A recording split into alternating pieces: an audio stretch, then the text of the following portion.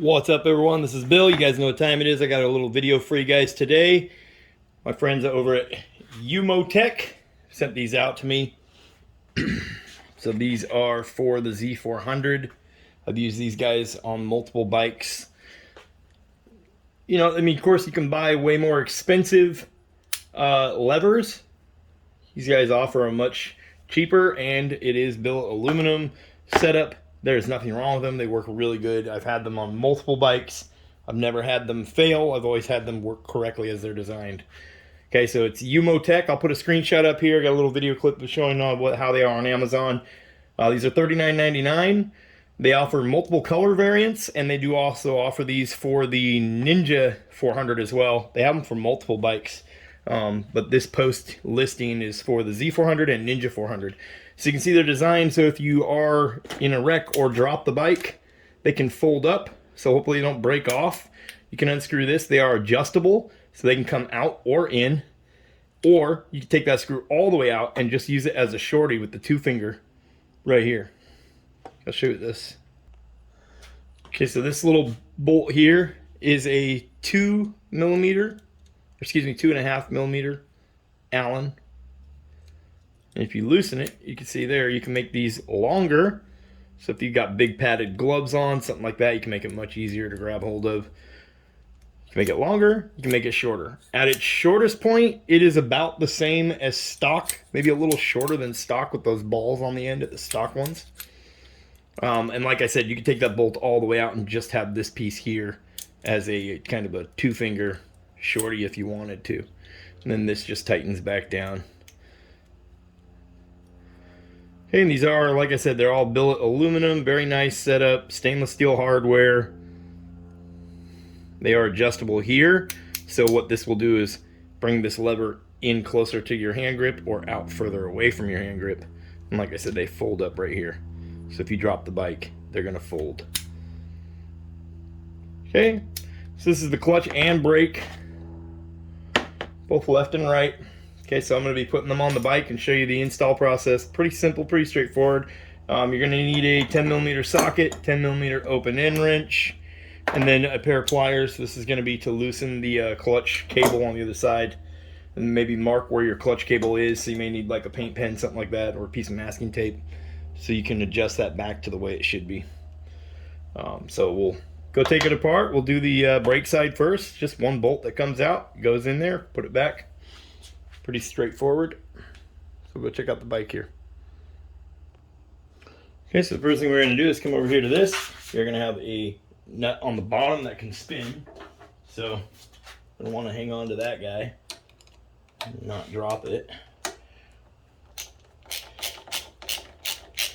Remember, these don't go down super tight. You don't want to put any clamping force on your lever, so you don't want to bend anything, but okay, we get that out. Got the nut off of there. And we'll just keep going here. You don't got to drain your fluid or nothing crazy. These are pretty easy to put new ones on.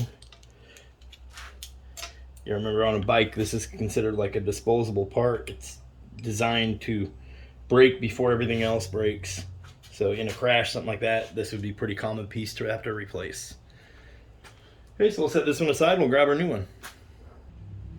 Okay, and you can see here, compared to the new one, the stock one would be actually quite a bit longer when the new one is at its shortest point.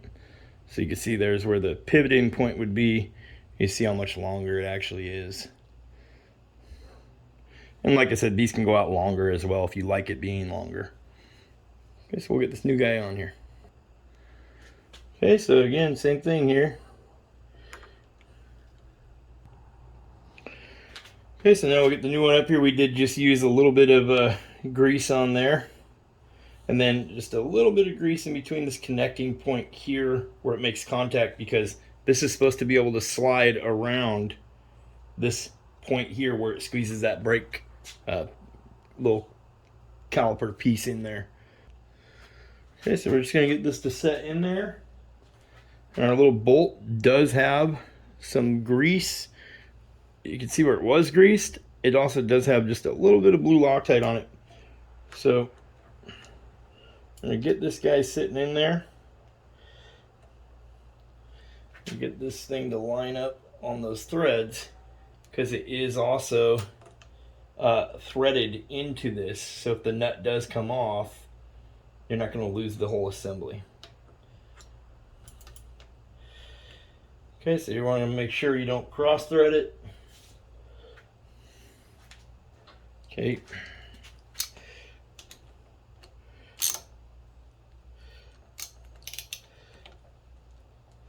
It should spin pretty smoothly here once you have it in the position where it's supposed to be at.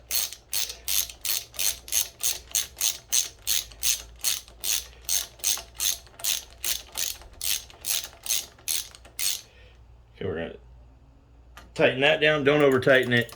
You should be able to move around pretty freely here. These are kind of spring loaded going backward.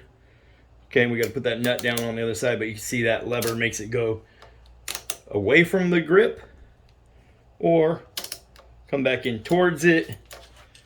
You have this nice shorty little brake lever action. Like I said, we can extend this and make it longer. We can make it as long as the stock. We can even make it longer or shorter than stock. So extremely nice little setup. It says Z400 out here engraved into it. Really cool little setup. So now we'll work on that clutch side. Remember, we got to get this nut back on the bottom. For the clutch side, the first thing we're going to do is focus. There we go. We need to use pliers. I've already broken this loose. Break this one loose. Remember, your clutch should have some play in it. This is this is proper, okay? It should have some play in it. You should be able to stick, most bikes, you should be able to stick a penny right in here. This bike, you're supposed to be able to stick 2 pennies in here in order to adjust this clutch so it doesn't slip at a high RPM. Okay? As long as when you squeeze in that clutch and you put it in gear, the bike does not lurch, or if it's up on a bike stand, the back wheel is not rolling, then that means that the clutch is engaging all the way, which means that it is plenty, means that you're actually releasing the clutch away from grabbing, if that makes sense to you. So when you squeeze this, you should be able to put it in gear without the bike moving at all. Then when you have it all the way out, you should have just a little bit of slack there before the arm starts moving at the motor, and that would allow the clutch to grab all the way, and as it heats up, metal expands. As it cools down, it contracts. So this is how it is able to do that. So if you're having clutch slipping issues, I bet you your clutch is not adjusted correctly.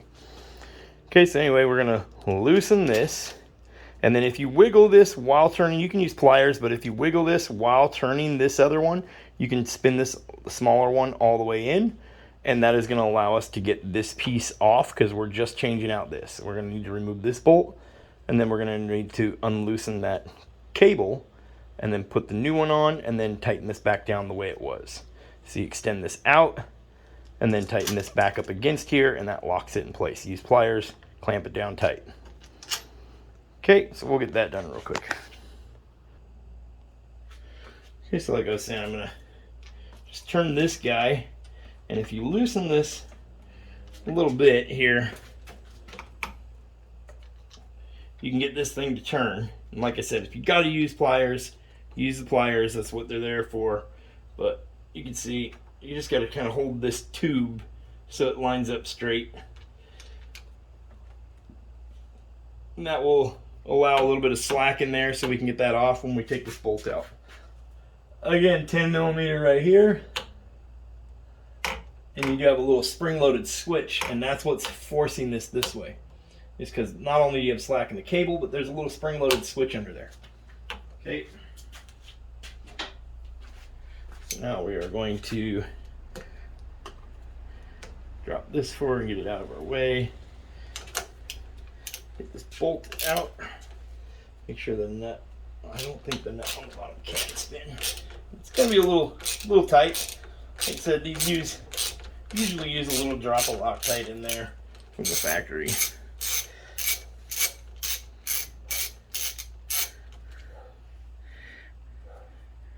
Okay, it's should have just a little bit of grease on it as well inside of here. And there it goes. You can see it sliding out. Set the bolt aside. Remember when you set your bolt aside, set it similar so it's not going to get all dirty. Now if we pull this out of here, we can flip this over, and there's our cable. You see it is quite a bit of grease in here, which is a good thing. So now our cable comes out like that, and there you go. That's what we're replacing. Okay, so let's grab the new one. Okay, so here's our old one here, stock factory. Compared to the new one, you see we are able to go quite a bit shorter, almost in full like 1.5 inches shorter, all the way out to quite a bit longer than factory.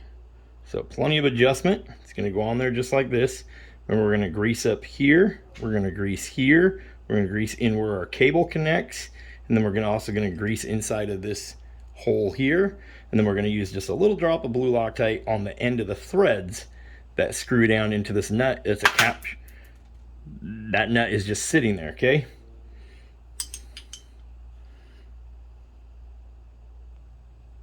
So here's that nut you see me just knock off of there. It is a little bit of a locking style nut that goes on there. Kind of a pain to hold it in there. You can see this is the switch I was talking about for your clutch. Little electrical switch there. Okay, I'm still going to use just a little drop of Loctite on this guy. So we'll get the new one on there. Okay, now this part can be tricky. You may need a pair of pliers. Just depends on how it lines up. But remember, we are going to be flipping it over. So we're going to put this guy in here like so. Pull it down. Flip it over. Line it all up, and there you go. We do have grease in there. Everything is greased up really nice. I'll wipe off any excess grease. Okay, and we're gonna line our bolt back up. Get it to drop through the way it's supposed to. Should not be that hard to get it back in there. So we're going to get this bolt down, and then we're going to adjust our clutch and make sure that it's adjusted correctly. Okay, and we got our nut on the other side. So I can just now start to feel these threads coming through. So I'm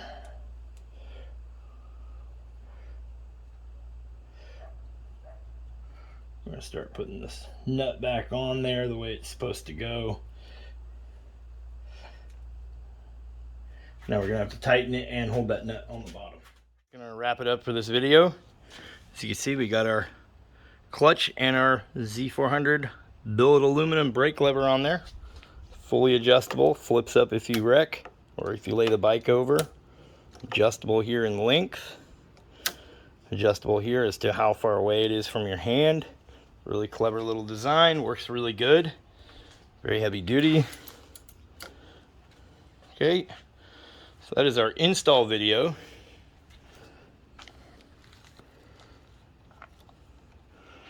That was the end of our install video. Don't forget, we do also offer our radiator protective grille for these bikes. This fits the Z400 and the Ninja 400. We also offer tuning using Power Commander 5. We also offer 2-step launch control, so this button is now 2-step launch control.